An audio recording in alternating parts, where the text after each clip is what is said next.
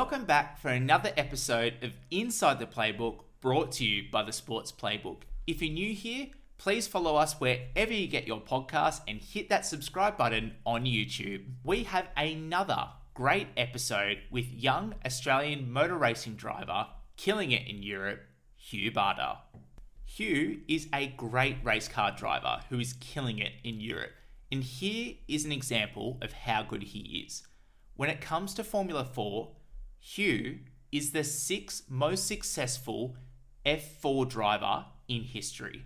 In the 62 races that Hugh has participated in, Hugh has won 18 of them and has stood on the podium 35 times. Hugh has raced in the FIA Formula 3 Championship in 2023 and he's also proven his worth in the recent Formula E rookie test in Berlin. And when it comes to his simulator work, Hugh lets us in on who is the hardest F1 driver that he's raced up against. So stay tuned for that one. So enjoy today's episode with Hugh Barter, an Australian motor racing driver who is killing it in Europe. I'm really excited about today's episode. Being a motorsport fan, it is great to chat to someone in the motorsport game. Hugh Barter, welcome to the Sports Playbook. How are you going? Good, good. Thanks for having me on board. Much appreciated. No worries at all. It's great to chat to another Australian, and you're also in Europe at the moment, which is super exciting. Yeah, Whereabouts are you based in Europe at the moment? yeah, correct. I'm based in the south of France. Kind of moved all around France since I moved here back in 21. Spent a year in Valencia in 23 since I was racing with a Spanish team. But then moved back to France after that season. So yeah, just located near Toulouse. So yeah, it's a nice area, especially in the summer. So yeah. Yeah, awesome, Hugh. Well, I've got some fun questions to throw your way to kind of like get this podcast started and get people to know a little bit more about you. So, ready to go? Yeah, of course. Let's do it. More than All right. Tomato sauce, in or out of the fridge? in. Always in. Good start. Summer or winter? Uh well there's layers to that question. Yeah, Melbourne winter, because Melbourne winter is miserable. I'm from Melbourne, so Melbourne winter is really miserable. It's wet, cold, windy. But if you're talking like a winter like winter in Europe where it's just dry winter, then I would say winter because you can do more stuff with your outfits. Sounds good. I like that one. Cats or dogs? Dogs. Yeah. Dogs. Yeah, good stuff. Sleep in or an Arvo nap? Can I say both? Absolutely. I'm not going to stop you. Sleeper, so yeah, probably sleep in because then yeah, then I have to worry about waking up or anything. Yeah, and I've woken you up from a sleep in, so apologies about that. I'll take the Arvo nap then. Wet race or a dry race? Uh, a wet race. Yeah, nice. And lucky last one, Monaco or Imola? Similar. Easy. Yeah. As a driver's perspective, Monaco is really painful because you can't pass. It's a really nice event and a really nice track to drive, but as a racing event, it's horrible to be honest. Is that just because it's so hard to pass around? Like there's like literally no opportunities to? Yeah, I mean, you really have to like, if you make a move, it's really like, it has to be like blatantly like really big speed difference, or the guy in front of you needs to like make a massive mistake, or you need to throw the car in and just pray that the guy turns out of it, because otherwise you either both end of the wall or one of you ends up hitting a wall. But as a track, it's one of the coolest tracks I've ever driven on, easily. I mean, when you're that close to that many walls doing such high speeds, it's really impressive. And it's actually pretty cool in the sense that you can hit so many walls on a push lap there because the Armco barriers bend. Like they're not fixed in position. And a lot of people don't realize that. And so you can get away with grazing them or hitting them. Obviously, you can't hit them hard, but yeah, it's a very interesting experience. It's not like you hit them and like your race is over. You can hit them, and if not, well, majority of the time you bounce off them because they sort of like they flex and push you out back out again. So it's a cool experience. And that's the one thing, like when you're watching the coverage, you can see like the slow-mo footage is so incredible these days that you do see that flex. Yeah, it's a really curious bit about Monaco, isn't it? Yeah, yeah. It's an odd feeling though. It's a weird one. Yeah, 100%. Well, mate, I'd love to get started and just kind of talk about your, I guess, your growing up, your upbringing. I'd love to understand from what side, like, from your side, what did that look like and what your support network looked like as well. Yeah. So my mom is Japanese and my dad's Australian. I was born in Japan. I was raised there for 2.5 years, so I don't really remember much of Japan. And then yeah, moved to Melbourne when I was 2.5, and then was basically born and raised Melburnian until I was 15 before I moved to Europe. Um, so there, my household is quite multicultural, let's say. There's the Asian side, and then there's the true Aussie side, coming from dad. So a bit of this and a bit of that, and I think it's a really good thing because I would say that I like to think that I take the good things of both sides of the family and both cultures that come with it. I think the very respectful side of the Japanese culture I've sort of kept. I like to think so at least. And then with the Australian side, also the go-getter is still in me, and not a loud person, but still someone who's willing to put themselves out there when the time comes. And so yeah, I mean, in that sense, I like to think that I've taken the good things from both mum and dad and used them to get where I am now, here in Europe. And then yeah, basically in 2020, I had opportunity to do a shootout program here in Europe, in France, actually, in the northern part in Le Mans. And basically, they tested my physical, mental capabilities, as well as media presence and how well you do in front of a camera, uh, as well as driving, since that is very important usually in my job line.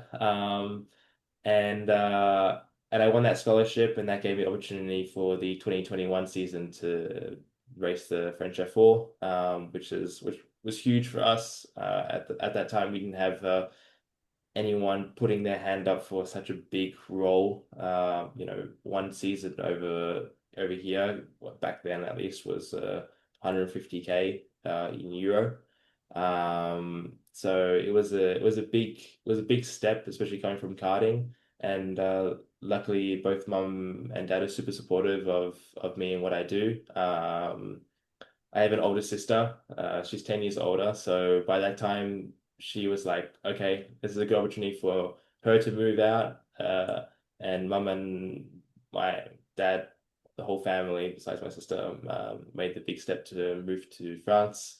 And yeah, that's kind of where my journey started in Europe. So yeah, I mean, a very short and brief detail of my background, who I am, who my parents are. And yeah, what kind of commitments we've all made to sort of get me here. Yeah, it's really curious, and I think one thing that kind of stood out for me there is having an older sister and about 10 years of age gap. Was there any, I guess, advice and wisdom that your sister imparts brought onto you? Like, does she get involved in the motorsport side, or does she like to stay away from that? No, no, not really. I mean, she imparts fear on me more than anything. I mean, the whole family's involved regardless, like in their own way. My sister is a communication designer, so she is working actually a lot of the time. Well, the few times that I've gone back to Australia now, she's always pointing out at work that she's done across the city, and yeah, so she designed my logo back in 2000 2017 or whatever, how long ago it was. So yeah, so she did that. It's still my logo. She wants to do a rebrand, but obviously, yeah, then we have some other priorities such as going back racing on the track. And that's a huge thing as well. Like I think anytime that you chat to someone in motorsport, the biggest thing is getting track time is so precious and making sure that you can hold on to it as long as possible because it's not like any other sport. You can't just kick a footy. You got to secure time. That comes with money. It's a whole Yeah, roll on. yeah, it's a yeah. I mean, that's sort of it's a good thing and bad thing with my sport. I mean, we have things like simulators that are really good for what we do. I mean, in the sense that we can drive the simulator whenever we want. We can do unlimited hours in the simulator. I mean, I have one upstairs. I'm sitting under it actually right now. That like I would do 50 hours of that a week. Um, but it's not the actual thing. We only get to do the actual thing, such limited time. So when we get the chance, we need to be as ready as possible and take the opportunity as best we can because you don't get a second shot all the time. Absolutely. And you speak about simulator work there. I know that looking through your website and looking through your socials, you're a very handy simulator driver. Can you Yeah. chat to can you chat to some of the viewers, I guess, about your ranking on iRacing? So if anyone doesn't know, I guess iRacing is a what would you call it, like a simulator uh, driving experience? How would you describe it? It's meant to sort of what iRacing did was really smart actually. They basically took all the licensing from tracks, car manufacturers to basically implement, you know, their tracks and their cars into the simulator. They take actual real life data and they put it in the sim. They get real life drivers to drive the track and drive the car to try and make it as accurate as possible, which is really unlike some other sims. So we have laser scan tracks, so it's really detailed. Tracks that I've driven in real life on the simulator are almost identical. So yeah, what in that sense they've done a really good job, and it helps us drivers to drive those tracks in the sim prior to a race weekend, get some track time and learn the track and really, squeeze everything out because when you rock up to the track, you don't want to be like learning new things like, okay, the braking point should be roughly here. You should know that it's in this position. Yes, it will shift 5 meters plus or minus, but you know that's always going to be the case, if the wind is headwind or it's a tailwind. And so real life drivers around the world in IndyCar, Formula One, supercars, all on this platform. And yeah, there's like a ranking list. I don't know if anyone's played like CS:GO before in your viewers. I don't know the age range, but there's basically the more you race online, the higher your ranking goes. And the more you win, the harder it is to gain what we call I rating. And the higher your number becomes, the less you gain per race that you win. And at the moment, I sit in the top 20 for this rating in the world. So yeah, not It's too it's bad. pretty incredible. Are you racing like you touch on there? Like there's so many different drivers from so many different categories on there. Have you driven with some like F1 drivers and IndyCar drivers? Yeah, raced against Piastri, Norris, Palau, Verstappen, Gisbergen, Kostecki, McLaughlin. McLaughlin used to be my old team. Really? Uh, yeah, Taylor Barnard. I mean, he does Formula E. He's a good friend of mine, actually. He's in the same team as me. Um, yeah, I've raced against a whole bunch of people. I mean, I don't know if you know the GT scene very well over in Europe, but Kelvin van der Linde, Sheldon van der Linde, uh, Danny Juncadella, like all the factory boys, like I raced against before and even spoken to a couple of times. I mean, it's just everybody's sort of like on that platform. So if you really want to like, for me, it's the best platform right now. There are other companies always trying to one up iRacing. But for me, it's the summer break now, and you see people like Lando Norris and Piastri always coming back to iRacing. not only because it's the most realistic, but it's also the most fun because they put a elo system on it, so you can always just spend endless hours rotting. Curious, who's the hardest racer on iRacing that you've been up against of those kind of people? Real life people. Yeah. Yeah, I would say it's Verstappen easily. Verstappen or Gisbergen. Gisbergen's pretty aggressive. SVG is yeah, he's a character. I mean, we see it now. Like he's doing so well in NASCAR. He won overnight again. Yeah, he's a super talent, isn't he? Yeah, he's mega. But can comfortably say that him and I have put each other in a wall a couple times. Hey, that's too good. I think it's getting back into it, I guess your karting days. I think it's time for your first photo that I'm gonna show you. It's one of you that's a little bit younger, but I'm keen to get your thoughts on, if you can see that. Yeah, yeah. With the Herald Sun, I did that. But yeah, I remember that. Is that Todd Road? Yeah, it is Todd Road. Yeah, yeah, Yeah. yeah. How old do you think you were when that photo was taken? Was it what I actually know how old I was. It was 2014. Wow. All right. What I was seven. It depends what time of the year. Would have been 7 or 8 around that. Yeah, And yeah. you were very handy at karting as well. Like I think you've represented Australia a couple of times. Uh, Was yeah. but you also like you're able to drive for Daniil Ricciardo's factory team, right? Yeah, yeah. I mean, it's strange. You say that was handy in karting. I would say I was quite mediocre until towards the end of my career, until the end of like my last 4 years. I was okay, don't get me wrong. But last 4 years was the big standout. Made some huge steps on my side. Just started winning a lot more. And then that's when I got I did the 2016 Rotax Max World Finals, represented Australia there.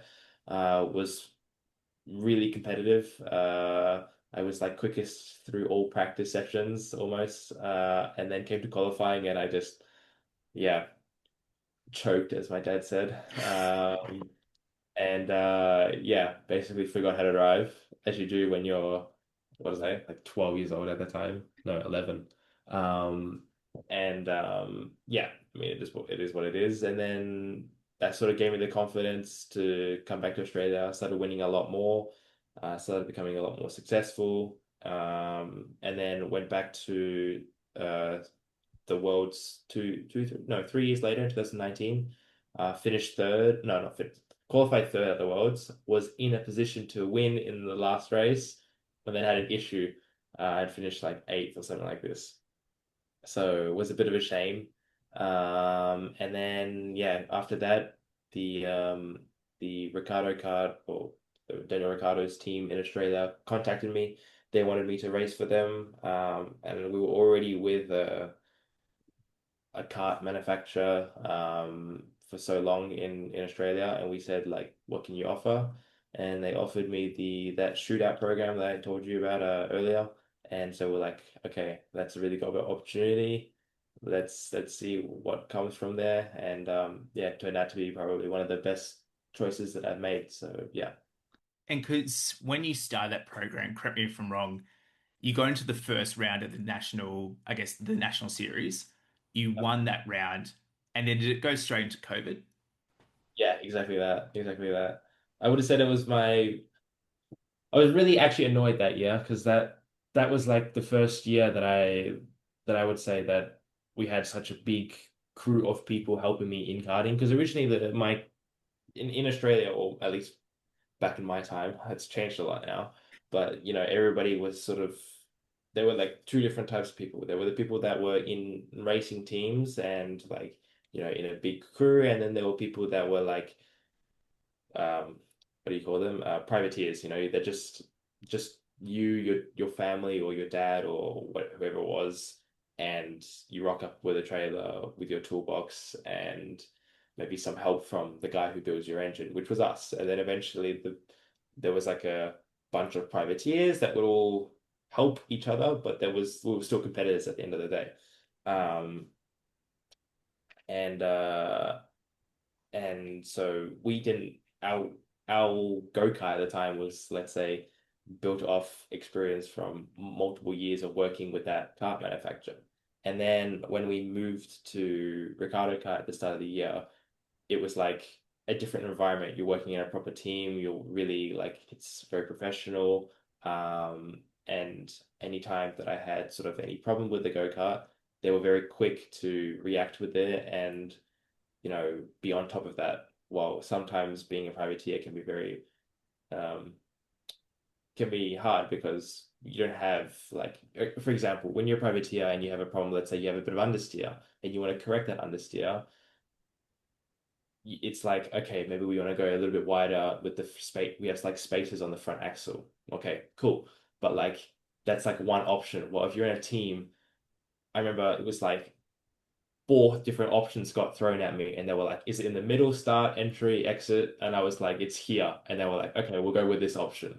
So it was so like very professional in that sense. And yeah, after the first round of the championship, I was like, oh, we're like I was feeling very confident in myself, very confident with the team, and then COVID hit, and I was like, oh, you know, that's a real shame. And then basically didn't spend like 8 months in the go-kart, or 6 months it was, I think, until like October because there was just no opportunity to. Obviously, spent a lot of time on the sim. Came back, was still very happy with everything, or very on the pace. And then went to do the shootout in France. But racing a go-kart and racing a car are two extremely different things. Like they're polar opposites. Like everybody thinks, oh, a go-kart and a car, it's similar. No, no, no, no, no. It's like you cannot compare. The only similarity is they got a pedal and an engine and a steering wheel, like and four wheels maybe. And you hit your brake pedal at like 120 bars, so like at 100 kilos, like, and you have the car is heavy, you have suspension. Came back to the go-kart in like October for the second round of nationals, and I was washed like so bad. And it took me so long to get back into it because I basically had only been driving a car for I only did 2 test days, but like when you spend that long at a go-kart and then you come back into a car and then you sort of not forget, but like your muscle memory is no longer a go-kart. Your muscle memory has become more related to a car. And so I remember hitting the brake pedal for the first time in the go-kart after coming back from a car. And I was telling myself, okay, Hugh, you don't need to, the self-talk, you don't need to hit the brake pedal as hard as you do in a car. And what I thought was soft hitting the brake pedal was not soft. And I just completely smashed the brake pedal. And I went like when you smash a brake pedal in the go-kart, the engine turns off because the rear axle stops turning, and so the engine shuts off. And I hit the brake pedal, and like the engine shut off, everything shut off, and I was like, oh, okay, this is gonna be a long day. For viewers that I guess don't really know, like you kind of mentioned it there, like the change from karts to cars is so huge that like you talk about there when you're driving along in your car, or not driving along, when you're racing your kart rather, and Yeah, you hit that brake pedal, like most people wouldn't even know that it turns off the engine. Like it's fascinating things that are so yeah, yeah out of the world. yeah. It's a completely different experience. Like when you if you're locking up, because in a go-kart you only have one rear brake on your rear axle. Well, in the car you have four brakes. You need to slow down each individual axle. Um, and yeah, so it's just a whole nother experience. In a go-kart as well, you just like tap the brake into every corner. You're not really sort of like trying to trail into the corner. Well, in a car, you really have to like smash the brake pedal, hold, hold, hold, and then slowly release as you start turning. So it's just a completely different driving style. Absolutely. And you touched on it before, and it's something that I'm really keen to chat to you about is the shootout that you went to. And I think some people might find this interesting or not, but Richard Mill, I guess the sponsors and the people that back that shootout, and they're also a very active motorsport sponsor. They're in around the game a lot, and you see them pretty much on all the calendar. What was that call up like? Do you remember when you got told that you were going to be part of the shootout and like where you were when that happened?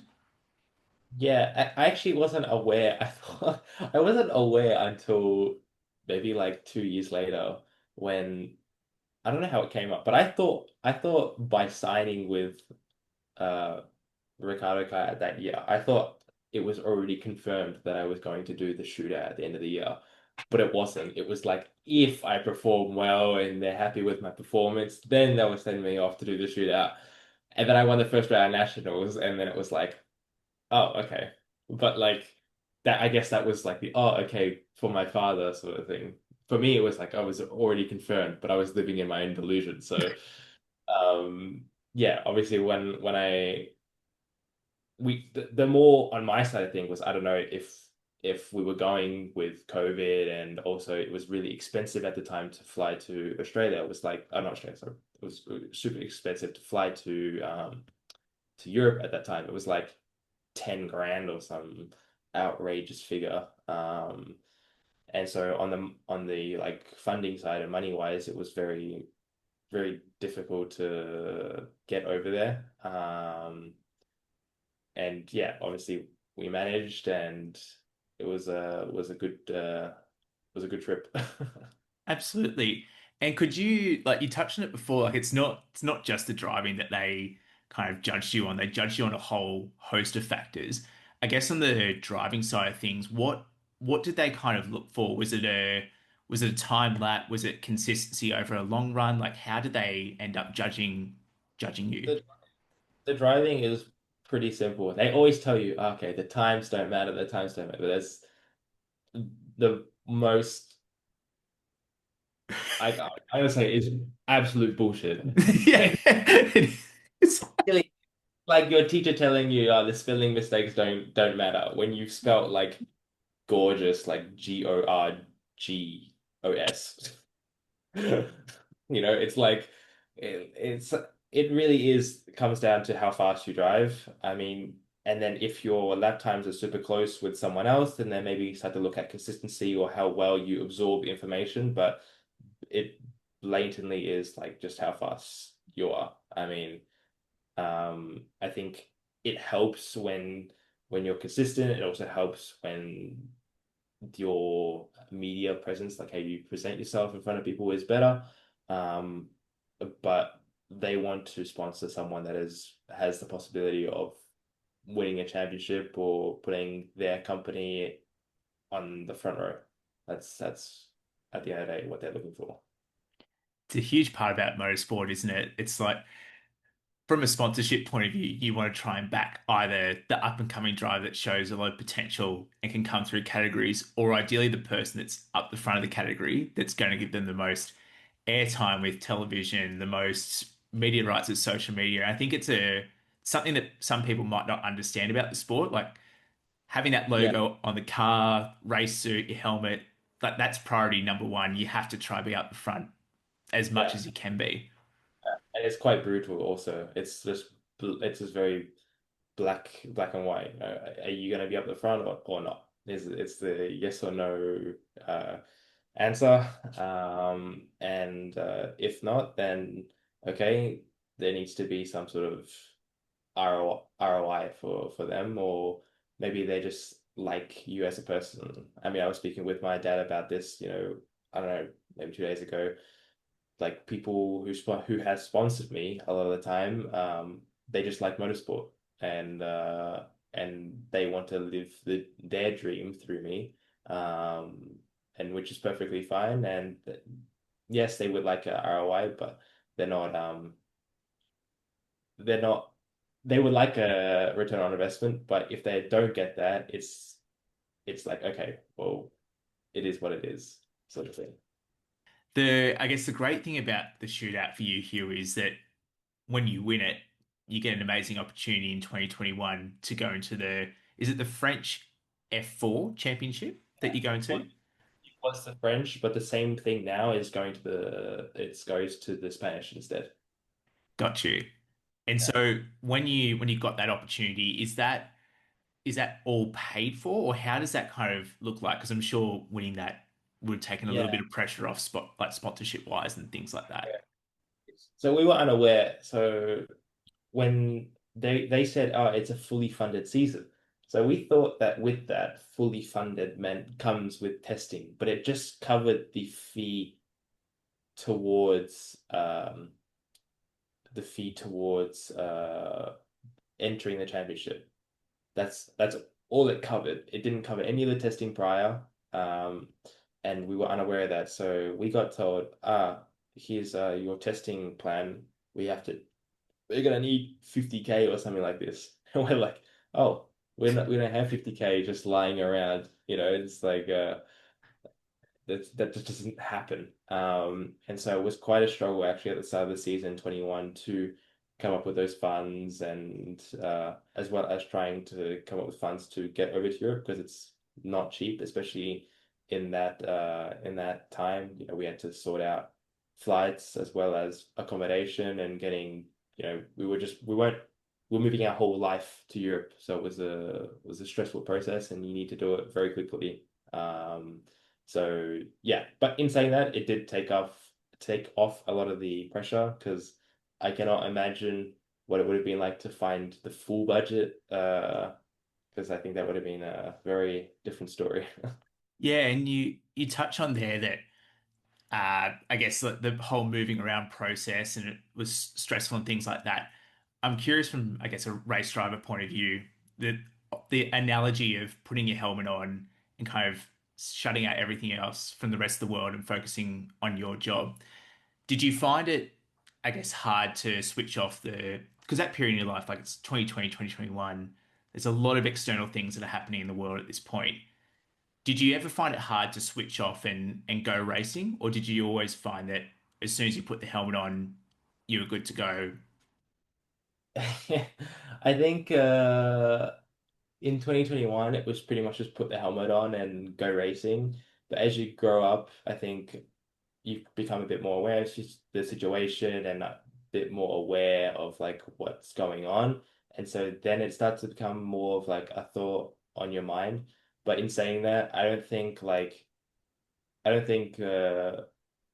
budget ever played a real factor in like something I was thinking of while I was driving because at the end of the day, it's always going to be a factor. It's just how it is. And if you can't learn to drive with that, then you might as well just stop because it's never going to be not a factor.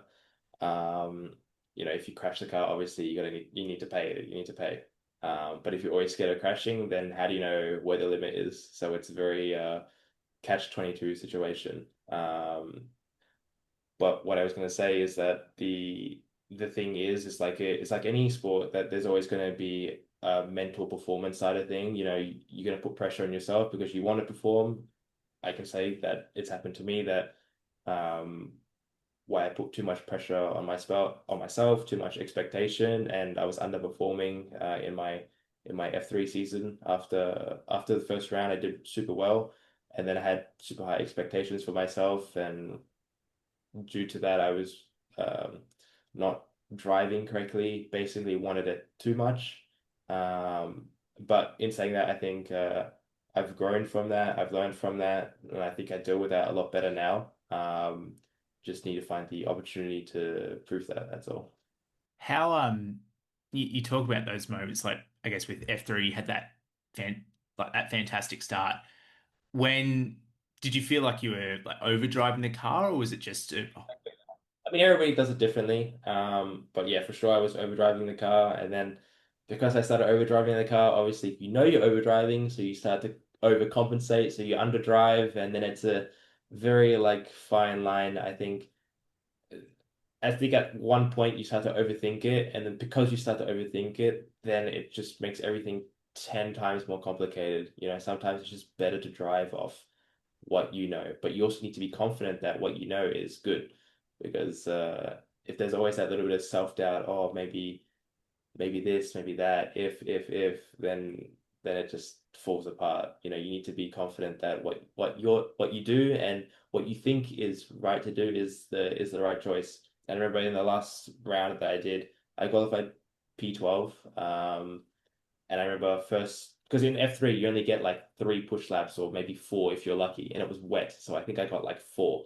and because the sequence was, it's like out, you do two warm up laps, especially at Spa, so they're very long warm up laps. You do two consecutive push, you do a cool down to cool the tires down, do another two consecutive push, cool the tires down, and then it was like one push at the end. But the one push at the end is always going to be the fastest when it's wet because that's when you have the lowest amount of fuel. It's when you have the track the driest, the tires are in the best zone because they're super warm at that stage. And I think in the all the push prior, I was like top 10 easily. And it's very easy to perform on the first push because you have no pressure because you know the last push is the one that's going to count. And I can't remember coming to the last push and I did the first sector and I was like, and I remember finishing the first sector, I was like, oh, okay, that was not great. Second sector is a massive sector. It's like half the lap, the second sector. And I finished the second sector, I was like, that is the worst second sector of my career. Like that was so bad. And so I remember thinking like, I need to put in like a miracle last sector. Like I need to like pull this from nowhere. And I was like, it's all or nothing. Like if I mess it up, then so be it. And I came into last sector, nailed it, and went purple at the time. Was a really good last sector. Um and went like P12. But if I did a even like a mediocre second sector, I would have been top six or something like this. But it's stuff like this, it's just I was not locked in or I wasn't concentrating on what I should be doing. I was more concerned about like not I don't know if I can swear, but not fucking up. No, go for it. In technical terms. It's just how it was. And I think now I'm better at controlling that. On the sim, it's a big thing on the sim because I would say it's harder. It's even harder to put the sim to put a lap in the sim without mistakes. It's much harder. You're not fully immersed in the sim. You don't have all the sensory details that you do in the actual car. So it's 10 times harder in that sense. Um, and even when I speak to all all my friends, even for me, it's you actually get way more nervous in the sim than you do for like an actual quality session. And yeah, I've now like put quite a big name for myself in sim racing. I've like I think in the last four special events that I've done, I've qualified pole twice, top three times, so pretty successful in the qualifying format now. So yeah, yeah.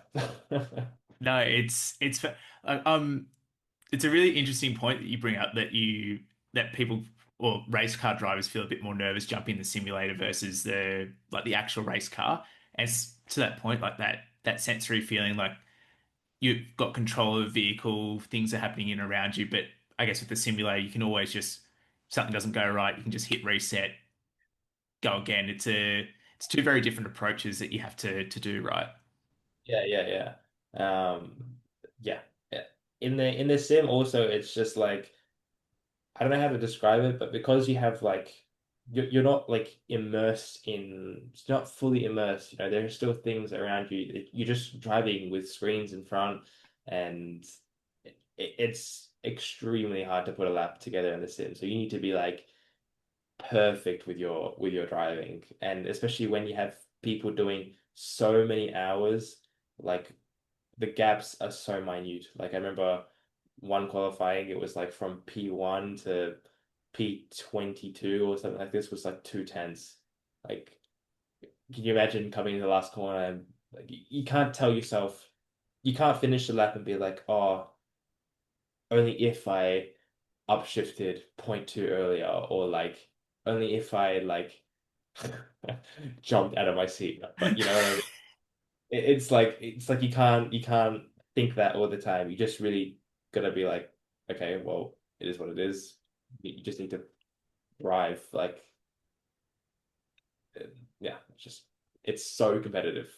Yeah, and that's the one thing with motorsport. It's incredibly competitive, and like you say, I guess even with your F3 side of it, like you're wanting to find those tenths here, extra hundredth here. Like the search for performance is so critical in motorsport that if you get it right, you look like an absolute hero. But if you don't get it, you feel like you're pulling your hair out, and you feel like you've lost your ability, but you haven't. It's a really curious thing about the sport, isn't it? Yeah, and I think a lot of people like I see a lot actually on social media that a lot of people were like, ah, look, I don't know, Piastri or whoever it is, like, oh, he's braking 10 meters later than Verstappen in this corner. But then, like, I think people forget that as a driver, right? Especially in those sort of formats where you have a push, cool push, or you just do one push on the tire. It's um, very hard to know what you're gonna get given, grip wise, wind wise. Wind direction is always changing. Track evolution is a massive thing. Fuel level. So it's very hard to predict like what what you need to do.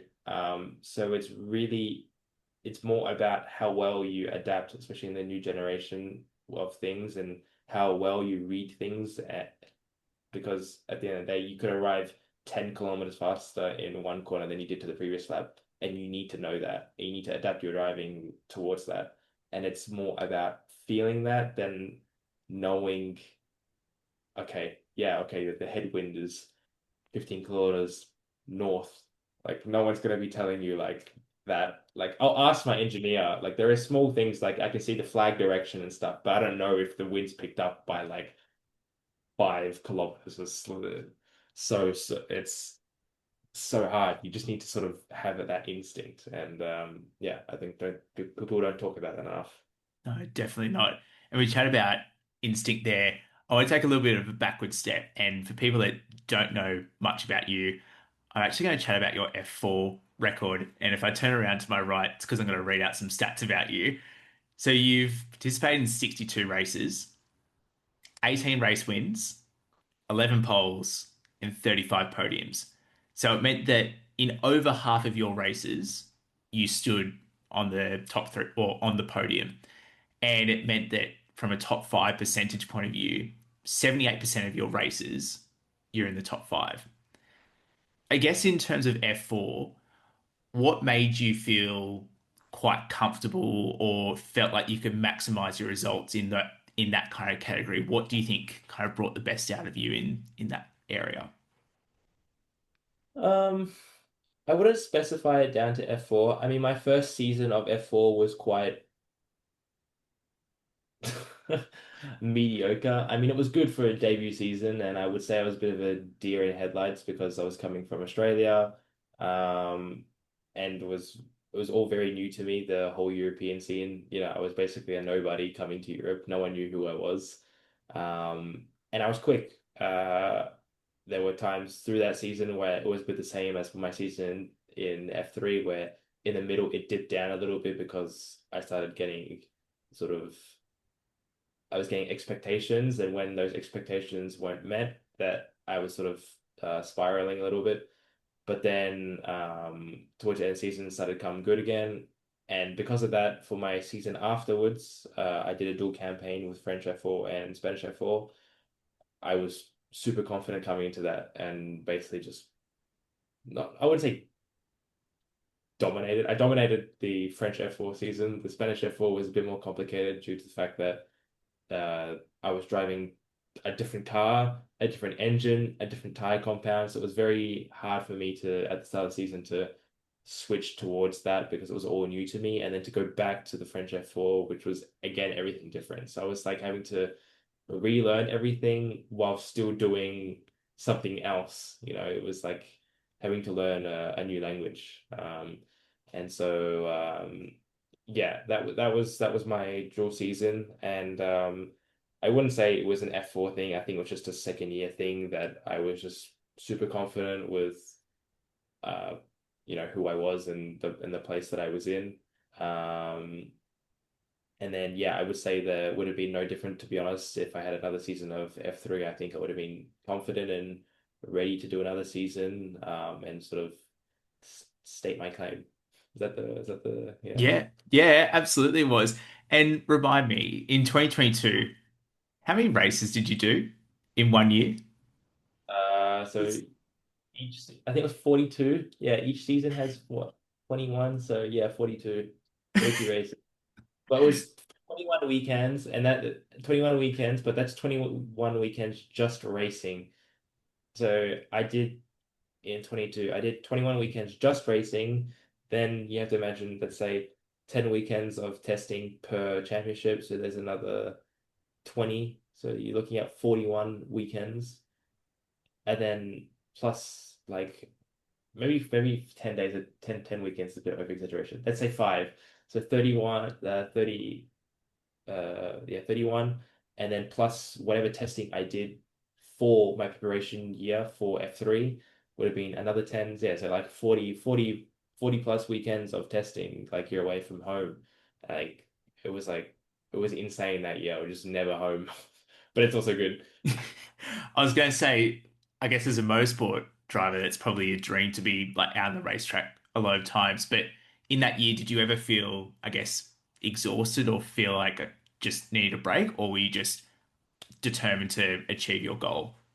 I would say towards the end a little bit, but not in the sense that I wanted to break. It was just the sense that I would like to keep driving one car.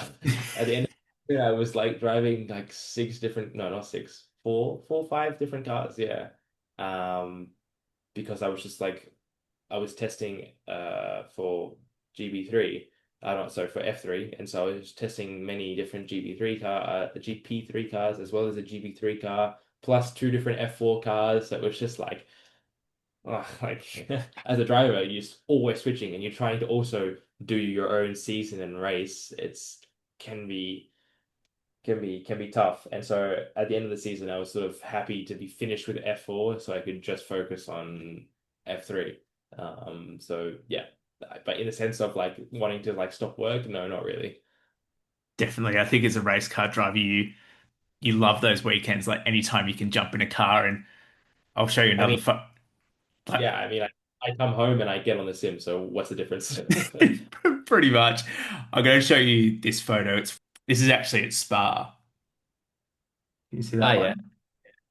yeah, What yeah, um what was it like to be on the front row at the grid in Spa racing on yeah, quite an iconic circuit? yeah. I mean, oh yeah, that was a bit of a interesting race because it was a wet track drying, and Spa is very well known for being either can drive very quickly or drive very slowly.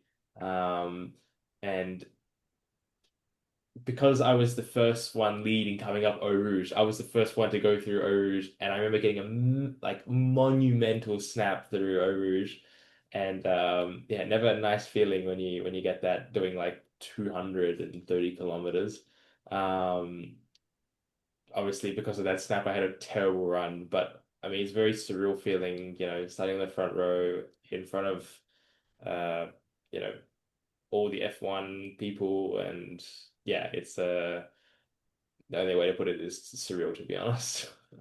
Absolutely. And when you finish that season of 2023, how would you, I guess, because you had some really positive results, like you had a fastest lap at Monaco, you had three top 10 results. I think it was like Silverstone, Spa might have been one, and was Monza, Austria. Austria. Yep. How when you look back at that season, how did you kind of look back on it?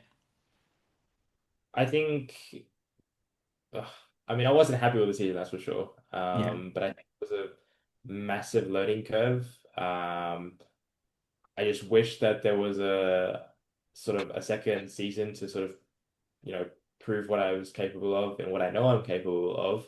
Um, just a bit of a shame that like didn't have the funding because I didn't finish the season either. I had to stop before last round. Um, But I mean, it was for sure sort of coming good again, sort of the same thing that I had in my French F4 season, my first French F4 season, and yeah, sort of just the way I look at it was just a big learning curve and more of a mental thing rather than a struggling with driving or as a lack of talent, some people say. You certainly don't strike me as someone that struggles for talent, so I'm sure you're sure you're highly capable. But it's a funny like in that championship, you're going up against, I guess for people that don't know, uh, Gabriel Bortoleto was in your championship, and was Colapinto also in your championship? Yeah, Colorado was also yeah. Yeah. So they're well, they're now in F1, but you look at yourself, you're racing against some of the like arguably biggest names in the sport and rising stars in the sport. It's very cutthroat, isn't it? Being like I guess away from home, being in Australia, in Europe on the world stage, it's there's a lot of expectation that comes with that, doesn't it?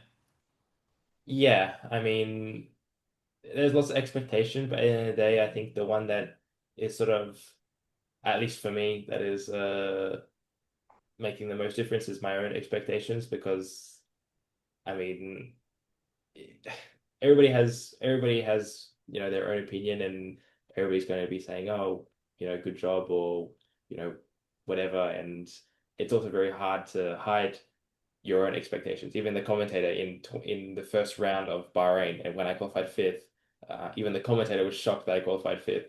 Um, but it was really my own expectation that was making the difference because I wanted to sort of prove and continue to prove that that's I deserve to be there, but then I was just hindering myself in doing so. So yeah.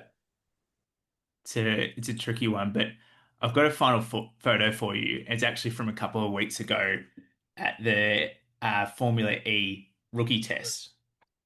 You see Yeah. that one? Yeah, How yeah. what was that experience like? Because you did really well in that rookie test. Yeah, yeah. It's definitely a different beast to tame.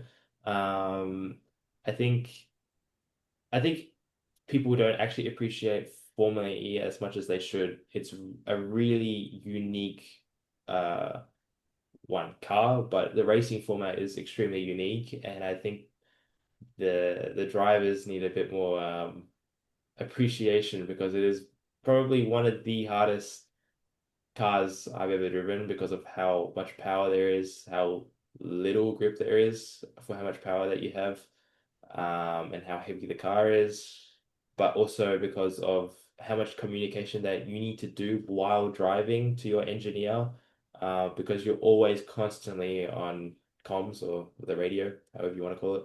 And so you need to really know how to multitask. You really need to know how to communicate with your engineer what problem you're having or even be able to listen because a lot of the time as a driver you're usually complaining and your engineer sort of just copping it from you to be honest, but you need to listen to your engineer. Okay, change this, do this. It's very back and forth communicating with your engineer, and to do that while trying to also set fast lap times is can be very hard.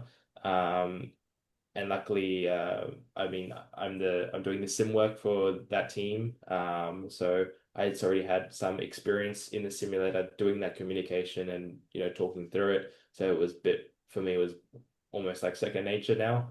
Before I even got in the car, but yeah, obviously, I don't think people see that side of things of Formula E. But yeah, I think if you got some spare time and there's no racing, especially in the winter, because the winter season's coming up, yeah, end of the year, and Formula E will start in December. I think it's definitely worth going and having a watch because the racing is insane. I'm curious why is there more communication in Formula E? Do you feel like from your side like, with your engineer and yourself as a driver? It's mainly because all the systems involved with the car. I mean, the amount of things that you can do with just like the electronics in the car is insane. I mean, we have like there's three there's three rotary or there's four rotaries. One rotary is just for the scenario that you're in. So if you want to go quali, if you want to go for your normal push lap, if you want to go for race laps, they're all it's in one rotary, and then all other three rotaries, uh, I think they're 12 positions, and so what was that 36 different combinations, different settings that you can change on the car. And so it's just like you as a driver, you don't exactly know, okay, maybe I need a little bit more front here. Okay, let's change the diff here. So it's like Formula One, to be honest, in that sense, because in Formula One, you can change a lot of this. But you don't get this opportunity to try this as a driver unless you get to drive a Formula One car. And there's very few of us that get to drive a Formula One car.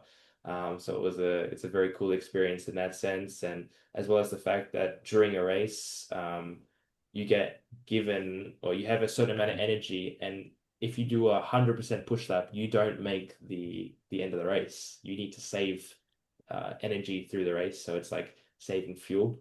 Um, and so you're always trying to give a code to your engineer during the race, and that code is then is crypted so that they can put it into a into a sheet, and then that gives them information about the energy consumption, any problems that may be on the car, and basically what you should change through the race to help you and give you more energy in these certain spots, or uh it's very different, but one hell of an experience. It's fascinating. I think a lot of people wouldn't understand that side of it, so I appreciate you even just chatting about that. One thing I wanted to chat on is like from that rookie test, you come in seventh position, and for people to, I guess, put into perspective, these are some of the names that you beat: Arthur Leclerc, Yeah. Danny Kvyat, so a former F1 driver, Teo Porcher. When you look at that timesheet and see where you're placed after that rookie test, how are you feeling in terms of like off the back of that? Um, yeah, I mean, I'm happy. I'm stoked for in that sense, and I kind of knew already that I was capable of doing something like that. Um, but also it's very hard to come into a test like that, not being in the car for so long, and they're always constantly driving, and I have very limited driving within the past 2 years. Um, so one, yes, I was very happy in that sense. Was I shocked? Not really. I just wish that the opportunity was more often. But the good thing is the team is happy and they look to keep me around and put me in the car more often and help them out, so I'm a bit more involved with them. So super happy in that sense. That's fantastic, Hugh. And I guess this might seem like a bit of a loaded question, but I guess in terms of your next plans, in terms of driving, what does that look like for you? There's nothing in place at the moment. We want to go back racing in F3. I think that is the goal. I would like at least one more crack at that. But obviously, like I said, I'm doing some work with the Formula E team, and that will happen regardless. But yeah, to go do that, to go do F3, we need some funding and some sponsorship. So always on the lookout for that. I think it's a really fascinating thing because with motorsport, you can have all the talent in the world, but you need financial backing. That's such a crucial thing in the sport that kind of is always present wherever you go. Yeah, exactly. I mean, money talks in this sport, and without that money, it's very hard to move forward. I mean, I would say the sport is fair, but I would like to think that nine times out of ten, that the people who are talented do find their way, you know, and make a career out of this. And I like to think that I am one of those people. So just gotta wait and see. Absolutely, Hugh. I think you're definitely one of those those people. We're coming to the end of this podcast, so we've got the final two questions to throw to you. You've experienced a lot in your life already, moving from Australia, going over to Europe to chase your dream. What's the best piece of advice that someone has either given to you or that you've implemented into your either career or life that you could share with everyone? I would say take any opportunity. I mean, if it's big or small, and really give 100% to everything that you do because you just never know what may come from it. You know, my biggest sponsor came from, or one of my biggest sponsors came from, I would say someone that you wouldn't think that was going to come from. You know, it was just it was so random, and he was a fan, and he made the introduction and ended up sponsoring my whole karting career. So you really just never know what can come from that. And as my father likes to say, if there's a will, there's a way. So you know, what you might think is impossible is just find your way. Absolutely. And the final one to throw at you, Hugh, is at the sports playbook. Every guest that comes on, we throw to them as to who would you like to next see come onto the podcast. So I'm going to throw to you. Who would you like to next see go into the sports playbook? Um, It can be anyone sporting wise, it can be someone in motorsport, but whoever you would like to see. Uh, if it's outside motorsport, I would say Nick Kyrgios. Yeah. I'm a big tennis fan, and I think that guy's hilarious. To be honest, I think he says it himself, probably one of the biggest wastes of talent, but at least he knows that. But yeah, I find that guy pretty funny. I would like to hear every time I hear an interview with him, I crack up because I think it's quite funny how well he knows. Like he is one of the biggest talents to not like come from it, you know, like he hasn't I mean he's won some big stuff, but like he hasn't won a Grand Slam or anything, and I think he knows that he has the capability of that. So yeah, why not him? Yeah, no, perfect. It's a fascinating one, isn't it? So I'll definitely have to slide into his DMs and see if he can come on. Yeah, exactly. Let me know. 100%. Well, Hugh, I really appreciate your time. I think from your side, I really hope that everything goes well. I hope you get another shot at Formula 3 and can really prove everyone wrong and just go out there and smash it. So thank you so much for jumping onto the sports playbook, mate. Thank you, appreciate it. Thank you for tuning in to today's episode of the Sports Playbook. If you enjoyed today's episode, please give us a review and send this podcast to someone who needs something on their commute. As always, we will catch you on the next play.